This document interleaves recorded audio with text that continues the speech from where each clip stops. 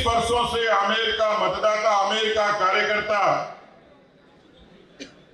इस बंजर जमीन पर कमल खिलाने के लिए उत्कंठित था, समर्पित और संकल्पित था। इस क्षेत्र के बहुत लोकप्रिय नेता गोपीराम जी उसके बाद लगातार 3 चुनाव में यानी 20 वर्षों तक, वनवास 14 वर्ष का होता है लेकिन आमेर की जनता ने, आमेर के कार्यकर्ताओं ने 20 वर्ष का वनवास भुगता। 2013 में मैं पार्टी के आदेश से चुनाव लड़ने के लिए आया। पता नहीं मेरा क्या संस्कार था, मैंने ये गणित लगाई नहीं, कभी सोचा नहीं कि हारने वाली सीट पर मुझे चुनाव लड़ना है, मैंने गौर ही नहीं किया। लेकिन जब पार्टी का हुक्म हुआ, राजस्थान में पार्टी के पक्ष में प्रचंड हवा थी, ये उम्मीद भी थी कि हम जयपुर की राजधानी के नजदीक हैं तो यहां राम राज्य की स्थापना हो चुकी होगी, यहां अमन चैन होगा, विकास की गंगा बह रही होगी।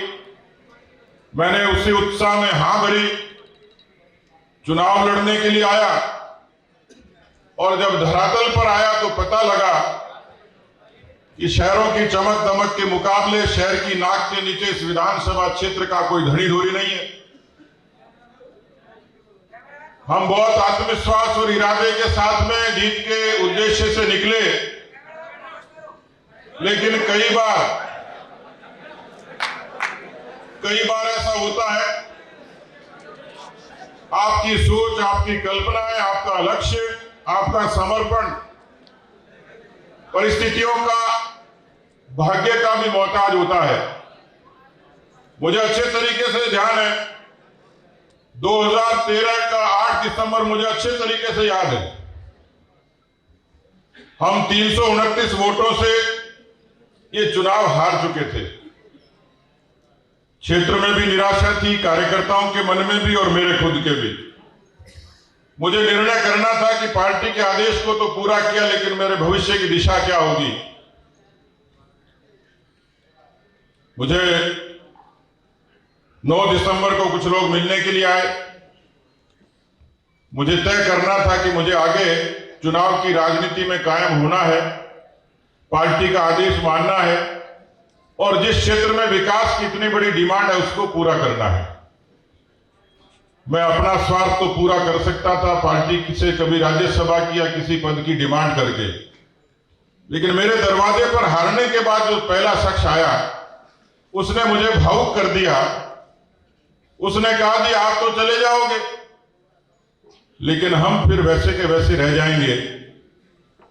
हमने आपको वोट दिया, हमने भारतीय जनता पार्टी को वोट दिया है, हमारा कोई गुनाह नहीं है, लेकिन हम आपको भरोसा देते हैं कि हम परिश्रम करेंगे, लड़ेंगे, पुरुषार्थ करेंगे और परिश्रम की पराकाष्ठा करेंगे। भले ही आंधी तूफान आए लेकिन इस आमेर की मरुधरा में कमल जरूर खिलाएंगे। मित्रों, इतिहास साक्षी है, समय साक्षी है, प्रतिकूलता के बीच में भी 20 वर्षों का वनवास खत्म हुआ और दिसंबर 2018 में शान और स्वाभिमान का कमल इस आमेर की धरती पर खिला।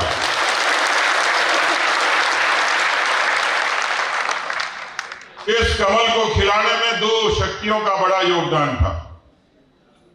मैंने कार्यकर्ता की हैसियत से अपने परिश्रम से जो कर सकता था वो किया, लेकिन मैं आज धन्यवाद देना चाहूंगा। मुझे ध्यान है और इस युवा संगम का नाम भी इसलिए रखा कि इस आमेर की इस मरुधरा में कमल खिलाने में जो सेना के सबसे बड़े सिपाही थे वो भारतीय जनता युवा मोर्चा के कार्यकर्ता थे, जिन्होंने समर्पण के साथ, जो दूसरी बड़ी ताकत थी वो मातृशक्ति थी, जिन्होंने राखी का सूत्र बांधकर ये संकल्प मुझे दिया था कि भाई साहब आप परिस्थितियों से विचलित मत होना, आमेर की बहनें, आमेर की माताएं आपके साथ खड़ी हुई हैं, मैं उनका ऋण कभी चुका नहीं सकता। मित्रों, दूसरी बड़ी चुनौती थी 163 की बारात में आप जब हार से हताश होकर किसी कतार में खड़े होते हो तो आपकी कितनी सुनवाई होती कहा नहीं जा सकता। लेकिन जनता का सहयोग, उनका आशीर्वाद, उस निराशा और आशा के बीच में न उन्होंने मुझे थकने दिया, न रुकने दिया, न झुकने दिया। और यही कारण है कि भले ही हम 163 की बारात में नहीं थे, लेकिन आमेर की धरती पर 1500 करोड़ से भी ज्यादा के विकास के कामों ने 163 को भी पीछे छोड़ दिया। मित्रों, दूसरा एक संकट आया। आपने मुझे विजयश्री का तिलक लगाया। आप अपने वोट की कीमत और ताकत समझ लीजिए। सतीश पूनिया तो वही कार्यकर्ता था, उसी शक्ल सूरत और लंबाई चौड़ाई का था, उसी नीति और नियत का था। लेकिन 13 की हार से और 18 तक के संघर्ष तक राजनीतिक रूप से हम जो संघर्ष करते ही रहे, लेकिन 18 की जीत ने जो तिलक लगाया था, उसने मुझे विश्व की सबसे बड़ी पार्टी के सबसे बड़े प्रदेश का अध्यक्ष बनने का भी सौभाग्य दिया। सतीश पूनिया! सतीश पूनिया!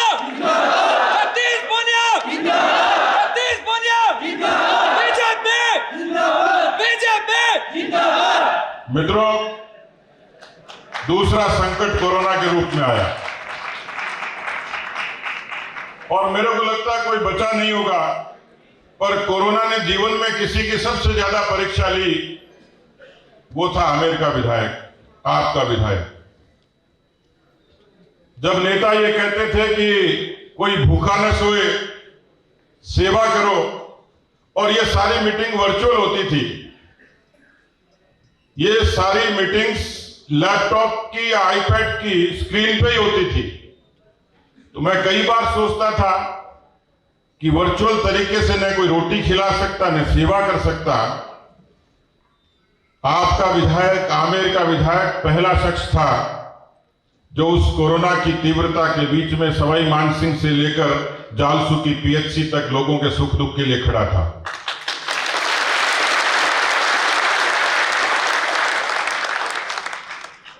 मैं तो खड़ा था, लेकिन कोरोना मेरे पीछे पड़ा था। और मुझे लगता है विनीत जी, दुनिया में कोई रिकॉर्ड हो किसी आदमी को 3 बार कोरोना का, तो वो रिकॉर्ड भी आमेर के विधायक नहीं बनाए।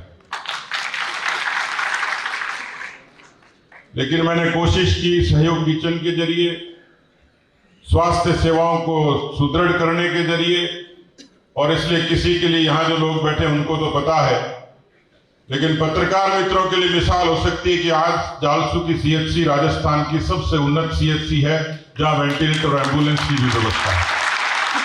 एक गांव की सीएचसी। उस कोरोना में भी चुनौतियां थी कि पार्टी का काम करूं। पार्टी ने मुझे जिम्मेवारी दी। मैं इस युवाओं की अदालत में पूछना चाहता हूं कि पार्टी ने मुझे अध्यक्ष बनाकर सम्मान दिया, तो आप लोगों को खुशी हुई या नहीं हुई?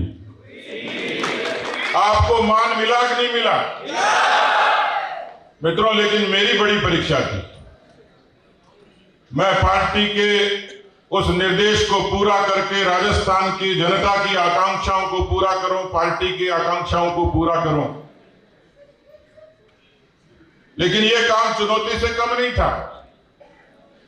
मैं एक दिन आदरणीय नड्डा साहब से मिलने के लिए गया।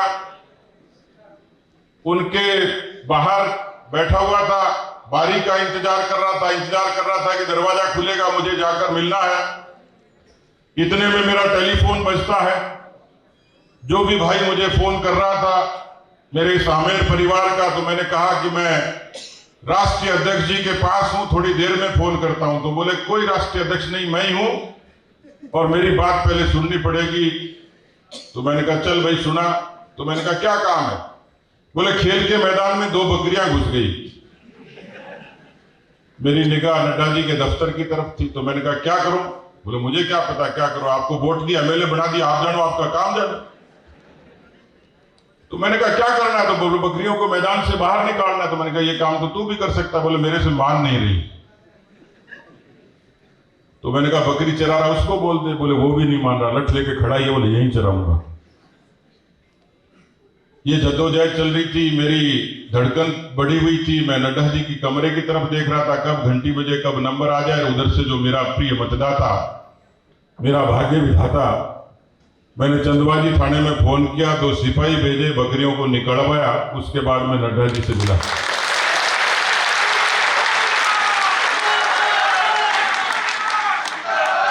मैं एक दफे पंजाब से आ रहा था विनीत जी, ऊपर फ्लाईओवर से देखा कि नीचे भैंसों का एक अच्छा सा मेला लगा, बड़ी उन्नत नस्ल की भैंसें थी। मैंने अपने मित्रों से साझा की कि ऐसे ऐसे मैंने देखा कि बहुत उन्नत नस्ल की भैंसें, हमारे यहाँ के लोग दूध का और सब्जी का अच्छा व्यापार करते हैं। तो मैंने पता नहीं किसके सामने कहीं 15 दिन बाद फोन आता है कि हेलो कौन बोल रहा है। तो मैंने कहा भाई आप कौन बोल रहे हो? बोले पहले आप बताओ। मैंने कहा मैं ऐसे ऐसे सतीश पूनिया बोल रहा हूँ, आमेर का विधायक बोल रहा हूँ। आप कौन हो? बोला मैं भैंसों का सौदागर बोल रहा हूँ।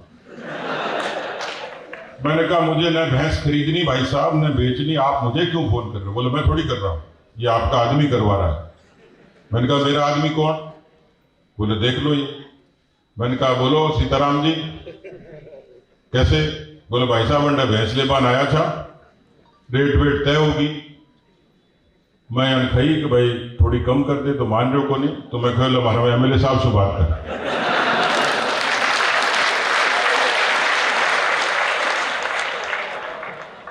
मैंने उसको कहा, मैंने कहा तन्ने लागे दे की सोगन, तेरे को ये रेट कम करनी पड़ेगी। बोले क्यों, दादागिरी है क्या? मैंने कहा बिल्कुल है। पहले तो मेरे आदमी का कॉन्फिडेंस देखो। आमेर का आदमी पंजाब में भैंस खरीदने चला गया, पहली बार। आजू बाजू से खरीद सकता था, हौसला देखो, पंजाब से भैंस। दूसरा, MLA को फोन करेगा, MLA फोन उठाएगा। तीसरा, फोन सुनेगा। और चौथा, सौदागर से डायरेक्ट कनेक्ट कराएगा। 5वां रेट कम कराएगा। तो मैंने कहा कम चाहे 100 रुपए कर, लेकिन कम करने पड़ेंगे।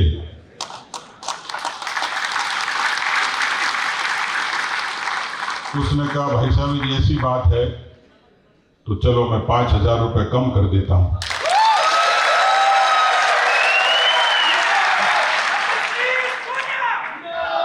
आमेर का MLA इतना सस्ता है कि जो भैंस की रेट भी कम करा सकता है, भले ही वो पार्टी का अध्यक्ष बन जाए, दुनिया में कहीं चला जाए।